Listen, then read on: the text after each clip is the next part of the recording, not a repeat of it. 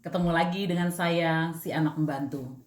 Jadi apa kabarnya teman-teman hari ini? Semoga teman-teman sehat ya, dan selalu sehat seperti biasa ya. Oke.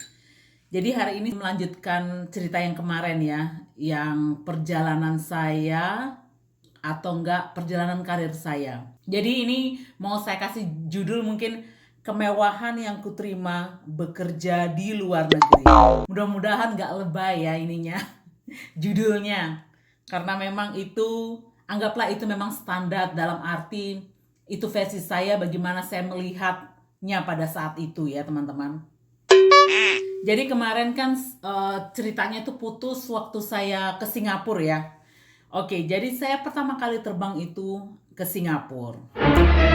Dan di Singapura, sebelum ke Singapura saya haruskan tanda tangan kontrak ya teman-teman seperti biasa. Ketika saya tanda tangan kontrak itu, disitulah saya tahu, oh ternyata saya dibayar US dollar. Dan saya baru tahu ternyata dolar itu warnanya hijau. Oke. Jadi saya teman-teman pergi dari Jakarta kan, dari Jakarta ke Singapura itu langsung dinaikin ini Singapore Airlines, pesawat yang paling oce ya kalau kita bisa bilang ya, pesawat yang paling oke. Terus itu saya tuh teman-teman ya Tuhan, kaget, dalam arti kaget kan belum pernah naik kapal pesawat sebesar itu kan. Dulu aja pergi nggak pernah kayaknya keluar dari dompet namanya terbang. Dapatnya dulu terbang itu waktu zaman-zaman dulu ya, ikut marching band itu dapatnya gratisan kan. Nah, terus teman-teman ya, aku naik ke pesawat itu, kulihatlah, aduh cantik-cantik pramugarinya kayak pemain sinetron dari Korea itu nah. Langsing-langsing ya, putih gitu kan, pokoknya kayak Chinese. Baru saya duduk kulihatlah, aduh teman-teman pesawatnya itu cantiknya, kursinya. Nah dikasihkan kita sama mereka tuh handuk basah ya, handuk basah hangat ya. Kulaplah handuk basah, padahal teman-teman naiknya cuma ekonomi ya, tapi saya bersyukur lah, paling tidak saya udah bisa merasakan terbang ke luar negeri seperti apa. Kulaplah anduk itu, anduk hangatnya itu ke muka aku teman-teman. Beh, baunya teman-teman melebihi bau dari parfum saya, bayangkan ya. Pokoknya lucu deh. Jadi aku di situ juga dikasih makan atau gini, ya apa, pokoknya dilayanin lah ya yang selayaknya apa yang kalau kita teman-teman naik pesawat ya. Nah, saya kan nervous ya. Dak dikduk ternyata udah mau nyampe di Singapura. Jadi pas nyampe di Singapura tuh, lu gimana? Nggak tahu kemana-mana kan. Jadi aku udah kupasrahkan aja lah. Pokoknya hilang nggak hilang. Pokoknya yang penting saya tahu tujuan mau kemana. Saya tahu siapa yang harus saya kontak. Itu saja intinya pada saat itu. Jadi teman-teman, jadi saya waktu itu pas keluar pesawat teman-teman, saya itu lucu. Karena kan saya nggak tahu kemana arahnya ya, ngambil bagasi, imigrasi nggak tahu. Jadi saya pura-pura lah jalan saya melambat, gemulai. Jadi saya ikutin kemana arusnya orang-orang ini pergi. Nah, kagetnya aku kan kalau di Singapura tuh modelnya kayaknya pertama terowongan gitu ya, kayak kita terowongan keluar, terus itu baru airportnya gede gitu kan. Pas kulihat makin panik lagi loh, kemana arahnya ini kan. Pokoknya udahlah, aku pasrahkan diri, aku ikutin orang-orang itu. Tapi untungnya teman-teman, memang sistemnya di Singapura tuh bagus. Dia ada apa sign-signnya itu, semuanya itu ada tulisan jelas ya. Jadi untung aja ada bahasa Melayunya. Jadi dia ada bahasa Mandarin, Inggris sama Melayu. Jadi aku lihatlah itu keluar, aku baca di atasnya imigrasi. Oh, saya mesti ke imigrasi ini. Udah dak dikduk ya, aduh gimana nanti gaweannya di imigrasi, sedangkan saya keluar dari Jakarta aja ditanya teman-teman. Karena kan begini, bayangkan aja teman-teman, waktu itu masih muda, waktu itu memang saya baru lulus SMA ya, kerja selama saya rasa itu baru 2 tahun. Jadi bayangkan begitu mudanya saya. Jadi orang-orang imigrasi di Jakarta juga tuh mungkin mengira saya adalah TKI atau tenaga kerja wanita ilegal. Mungkin seperti itu ya. Jadi mereka bertanya, ngapain mau keluar negeri, dalam rangka apa ini? Karena kan memang paspor saya baru teman-teman, belum pernah di stamp sama sekali. Terus itu dikeluarkan bukan yang dikeluar yang di apa, paspor yang dikeluarkan itu bukan yang dari kayak kota-kota terkenal ya, dalam arti Jakarta. Lah tempat saya kan waktu itu Samarinda gitu ya. Jadi udah aku pasrahkan hatiku. Tetapi memang ya teman-teman, ini yang aku paling suka kerja dengan perusahaan asing, dalam arti dengan orang bule.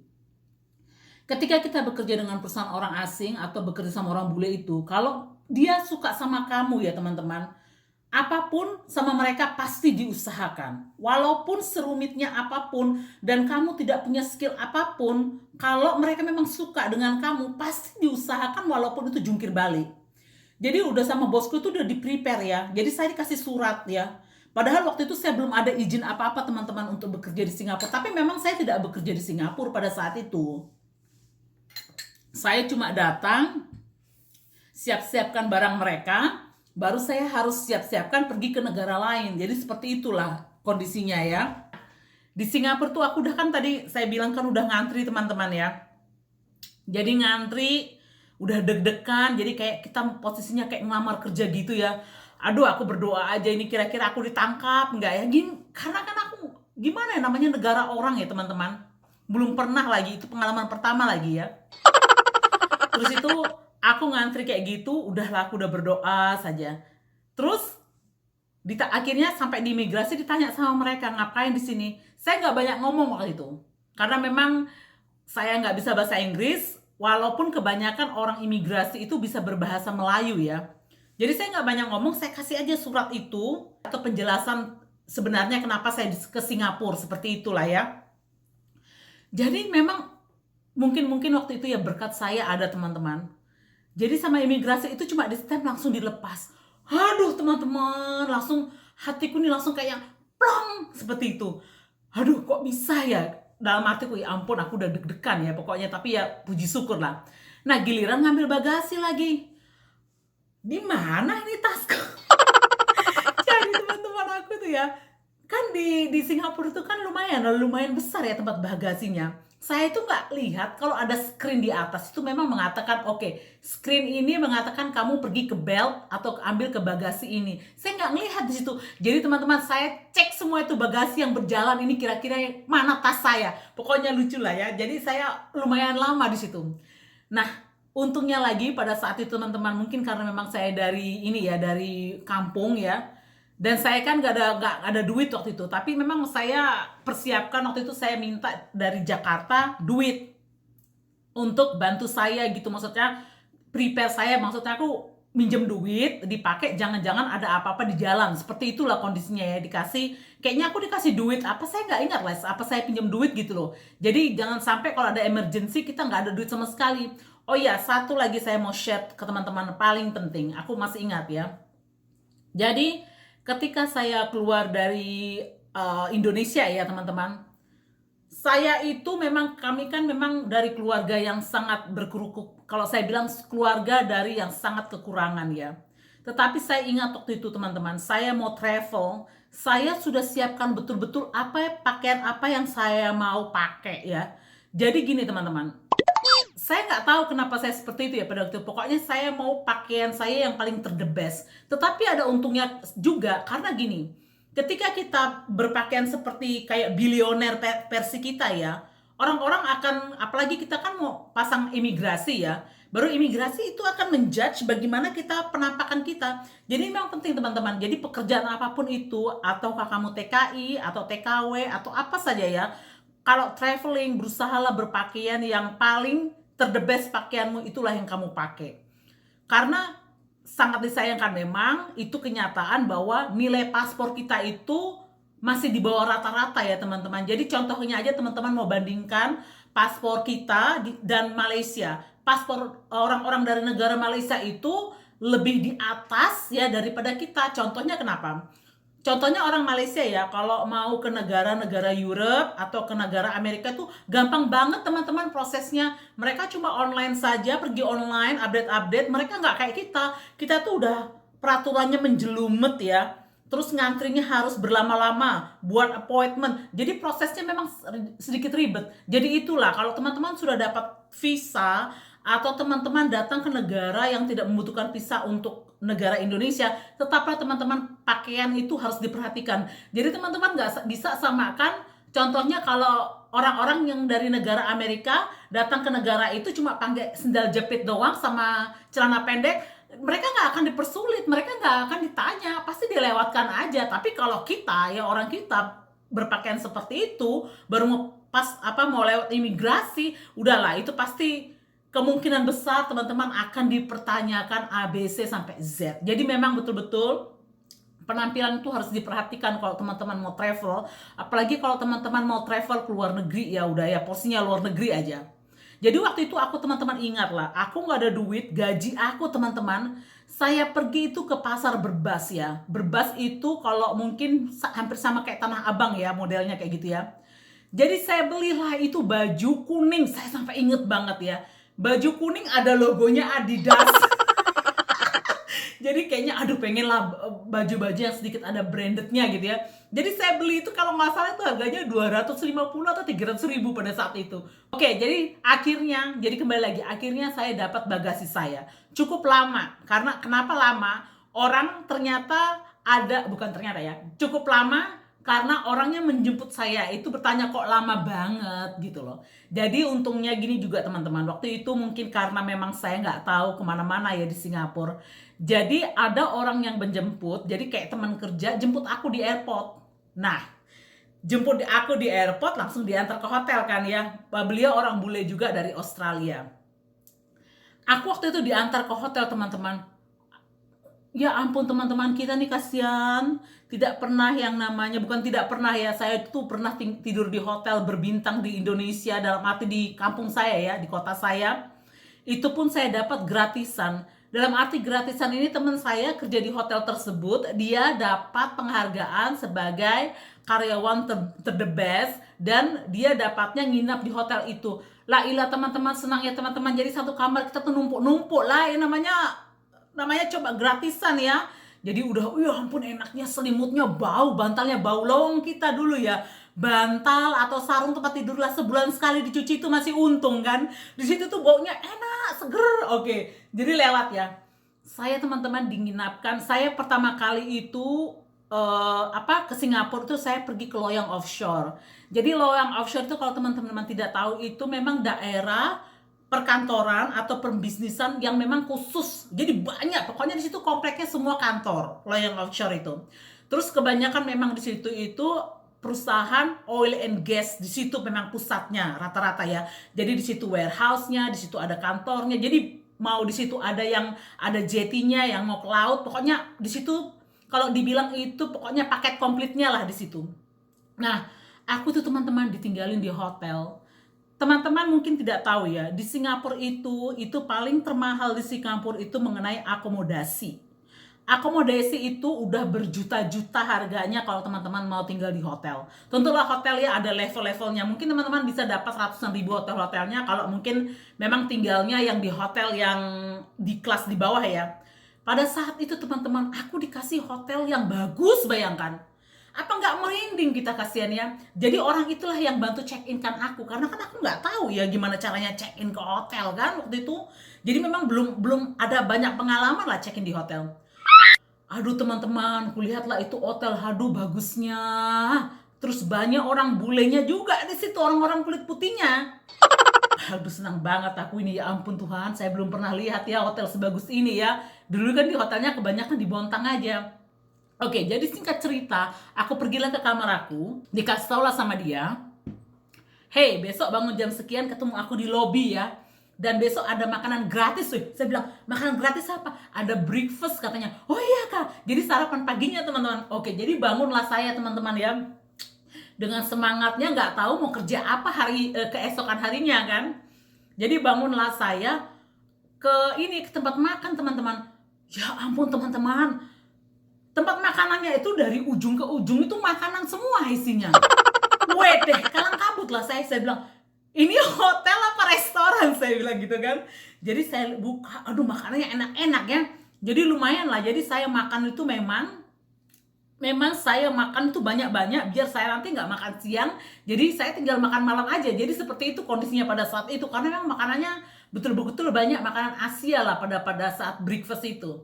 Jadi saya dijemput, jadi di situ loh teman-teman saya bekerja ya. Jadi saya sudah mulai bekerja di situ, dijelaskan apa yang saya harus lakukan ya. Jadi ini pekerjaan saya. Jadi saya ketemu yang namanya Pak Botak. Jadi Pak Botak itu yang kemarin nelpon saya. Tapi memang saya selama bekerja dengan perusahaan tersebut, saya itu tidak terlalu dekat sama Pak Botak ya. Jadi Pak Botak itu karena posisi Pak Botak itu sudah di atas ya, dia top. Dia itu seperti regional manager atau pokoknya dia yang country manager. Jadi job dia itu mencari job ya. Jadi dia tender seperti dekat dengan klien ya, baru dia dapat project terus dikasihkan namanya kembali lagi.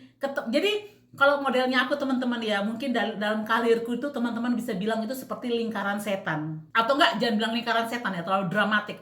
Atau lingkaran saja. Jadi nanti saya akan bertemu dengan orang-orang yang sama ya.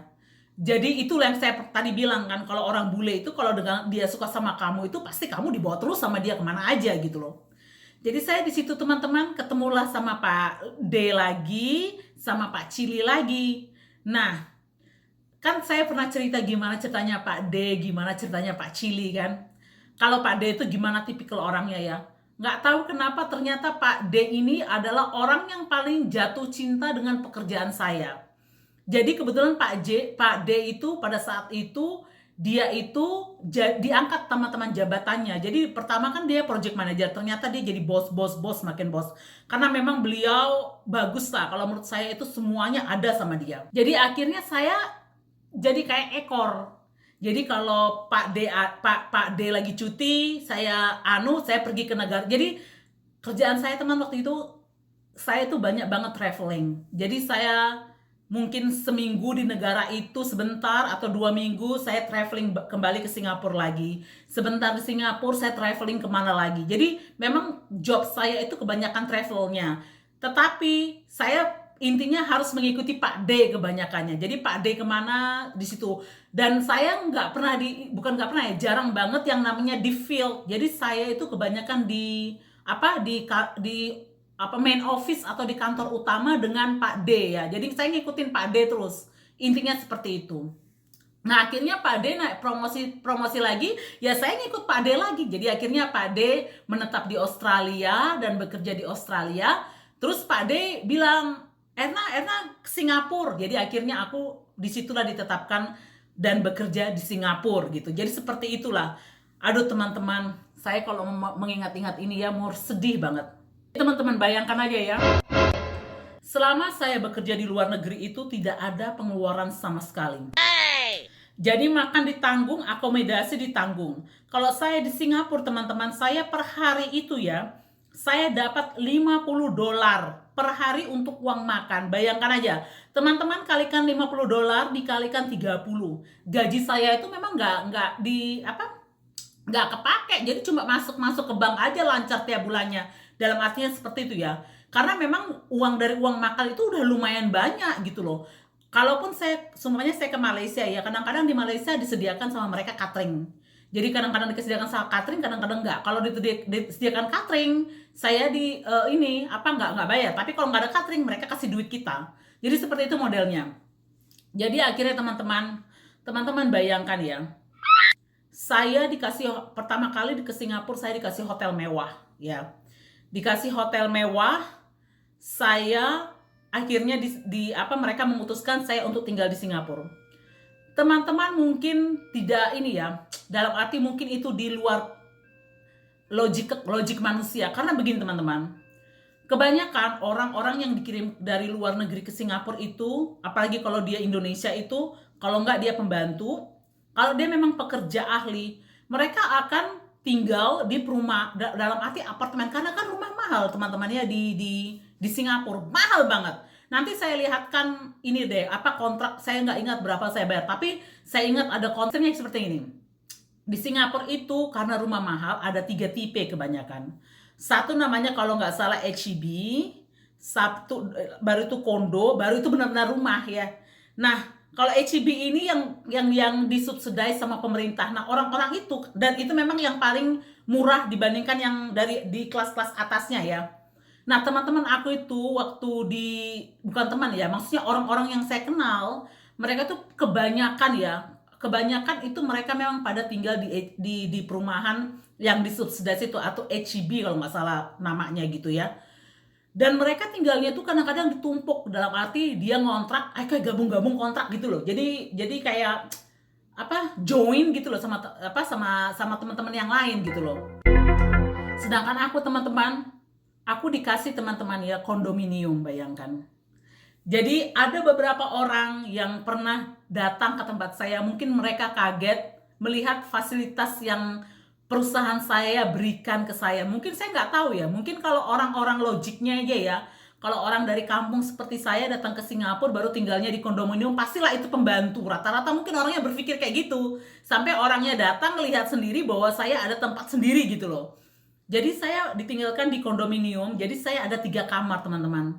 Di situ ada master roomnya itu untuk saya. Jadi master roomnya itu ada tempat kamar mandinya sendiri untuk saya. Jadi saya di situ. Jadi saya ada televisi di kamar saya dan di situ ada pembantunya. Pembantunya kebetulan itu aku yang ini ya ambil ya orang Indonesia.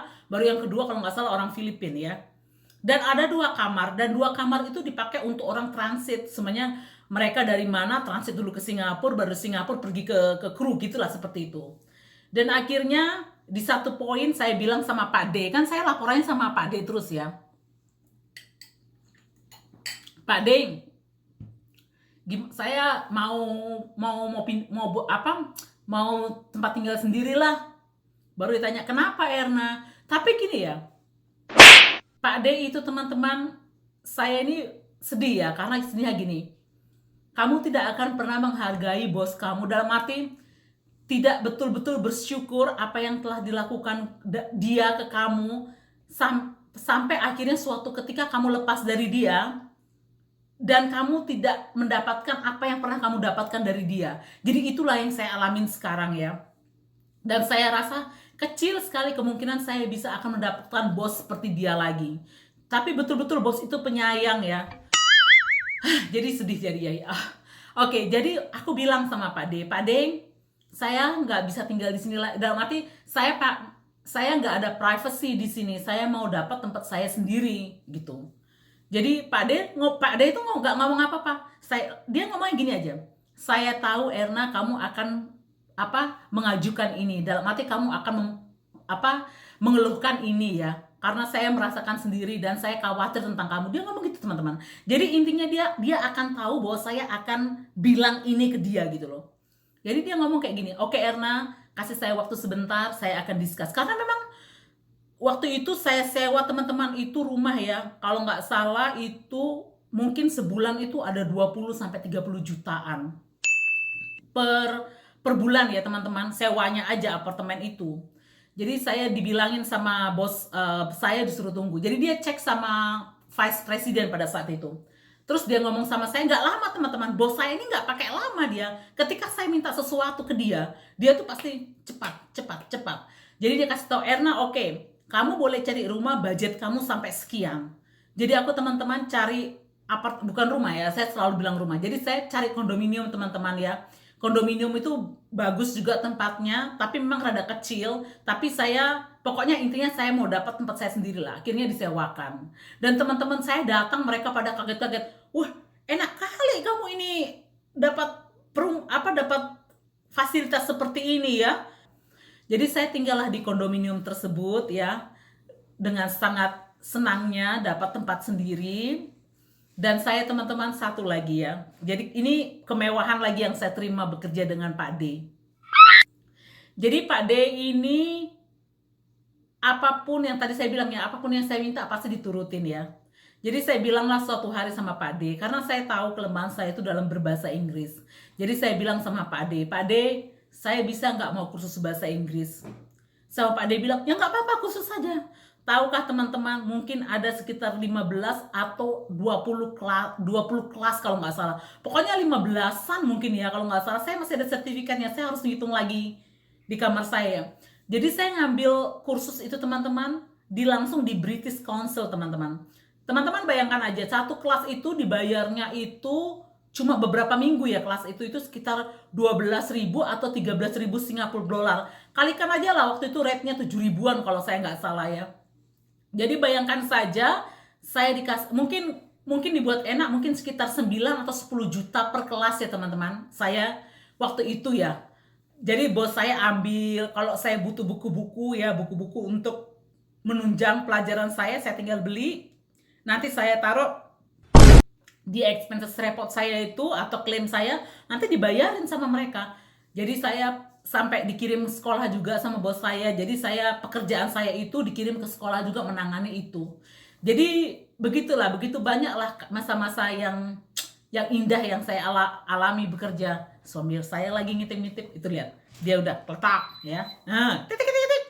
Pintunya ada alarmnya teman-teman ya. Oke, jadi seperti itulah teman-teman.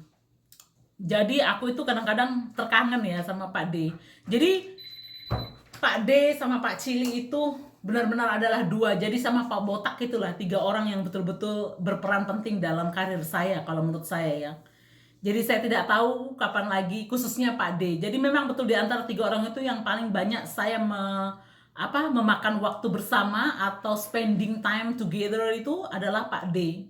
Jadi masih kangen juga. Jadi waktu aku teman-teman bayangkan ya, sampai begitu dia cintanya sama aku ya teman-teman. Waktu saya tidak bekerja di perusahaan dan saya ke Amerika kan, sampai dicari loh sama dia.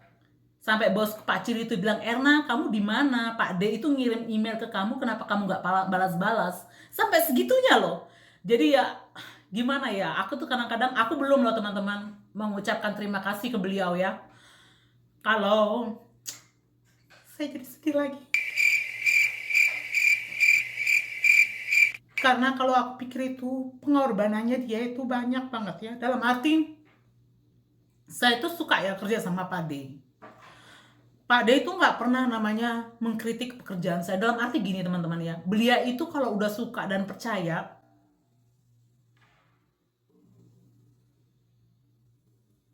sedih jadinya. Jadi beliau itu kalau suka dan percaya itu beliau, jadi saya sama dia tuh bekerja gini teman-teman. Erna ada tender, ini kamu, ini porsi kamu. Dia nggak akan tanya-tanya, yang penting itu selesai. Jadi sama dia itu tinggal terima jadi gitu loh. Jadi kadang-kadang aku sama dia teman-teman, Erna kok weekend tetap kerja, Erna harus fokus juga dengan personal life gitu. Jadi dia pokoknya banyak banget worry-nya. Aduh teman-teman, udahlah. Itu kalau menurut aku ya, itu bos 1001 macam ya. Jadi sebenarnya banyak loh teman-teman cerita. Nanti mungkin dilanjutkan dengan vlog-vlog berikutnya ya. Mungkin saya akan share ke teman-teman apa yang saya pelajaran berharga yang saya dapatkan, apa sebenarnya pekerjaan saya. Mungkin saya harus buat vlog-vlog lagi, vlog-vlog lain lagi ya, atau cerita atau video di lain lagi ya. Jadi teman-teman, sampai sekian dulu, ini udah panjang ternyata, ya ampun, itu lihat udah timernya udah 23 menit ya. Mungkin ada 30 menitan lagi nih video. Nanti aduh, anyway. Jadi segitu tuh teman-teman. Yang saya mau ini ya, share lagi ke teman-teman ya. Kalau teman-teman bekerja, apapun pekerjaan itu, tekunilah dengan serius ya. Saya bilang kepercayaan orang itu, apalagi kalau orang asing sudah percaya sama kamu ya, itu betul-betul dipegang sama mereka. Teman-teman kembali lagi ya, mungkin teman-teman bilang, oh Erna sangat beruntung, tapi tidak selalunya keberuntungan itu menyertai kamu. Jadi memang intinya teman-teman juga harus berusaha. Jadi aku tetap teman-teman, 3 pilar itu yang kupegang. Satu lagi tetap aku mensupport ibu aku ya, itulah prioritas aku. Karena gini, aku selalu percaya ya, doa orang tua itu paling mujarab ya teman-teman. Jadi menurut saya apapun kondisi kalian ya teman-teman, berusahalah bahagiakan orang tuamu sesuai dengan kemampuanmu. Jadi seperti itu aja teman-teman ya. Sampai ketemu di vlog-vlog berikutnya. Dah.